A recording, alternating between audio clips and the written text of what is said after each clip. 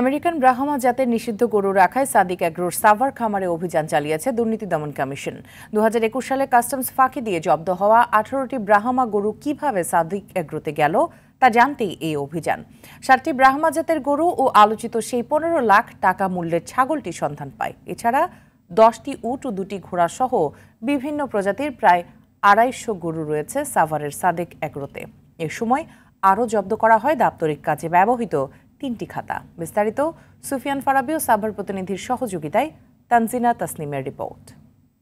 6000 mAh battery, one and only Power Master, Next G N73.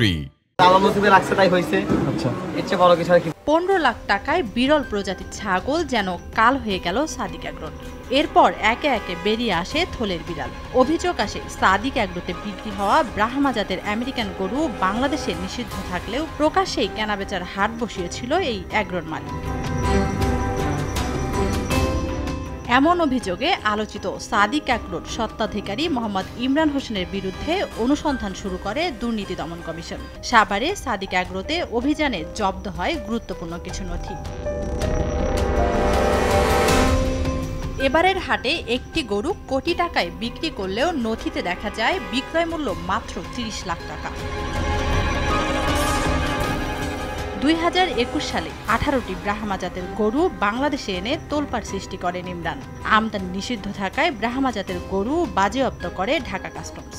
পরে প্রাণী সম্পদ অধিদপ্তরের কাছে চলে যায় সেই গরু। তবে রহস্যজনকভাবে আবার সেই গরু চলে যায় ইমরানের সাদিক এগ্রোতে। সুলভ মূল্যে বিক্রয়ের জন্য মাংস বিক্রয়ের জন্য একটা এগুলো গরু সে কোথা থেকে পাইছে এবং আসলে কিভাবে এইগুলো তথ্য সংগ্রহের জন্য আমরা এখানে আসছি। মাংস বিক্রির সত্ত্বে ব্রাহ্মা জাতের গরুগুলোকে কৌশলে নিলামে তুলে নিয়ে যায় সাদিক এগ্রোতে। মাংস ঈদুল ফিতরের সময় সুলভ মূল্যে বিক্রির কথা থাকলেও কোটি কোটি দাম হাঁকিয়ে বিক্রি হচ্ছিল ব্রাহ্মা জাতের এই গরুগুলো। ওনাদের 4টা ফার্মের তথ্য পেলাম এখান থেকেই। আমরা জানতাম তো 2টা, এখন দেখছি 4টা হয়ে গেছে। এখন এগুলো তো আমরা যাওয়া হয় নাই, এখানে কাগজপত্র পাই নাই আমরা, ঠিক আছে।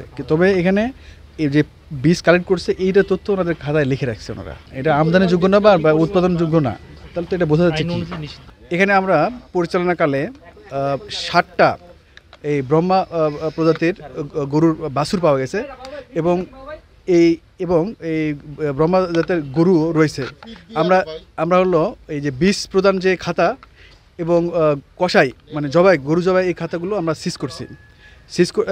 ওখানে স্পষ্ট লেখা আছে ব্রহ্মা জাতের 5টার মতো হলো গাভীর তথ্য ওনারা লিখে রাখছে। ব্রহ্মা জাতের গরু উৎপাদন আমদানি দুটাই নিষিদ্ধ। যেখানে হলো বীজ কালেক্ট করছে, তো এটা তো নিষিদ্ধ। অবৈধভাবে আনা ব্রাহ্মা গরুগুলো ছিল প্রযোজন অনুপযোগী। ফলে নিয়ম অনুসরণ করে এসব গরু হস্তান্তর করা হয় খামারিদের সংগঠনের কাছে। তবে এসব গরু কিভাবে ইমরানের ফার্মে গিয়ে পৌঁছালো সে বিষয়ে তদন্ত করবে বলে জানায় দুদক। তানজিনা তাসনিম, RTV।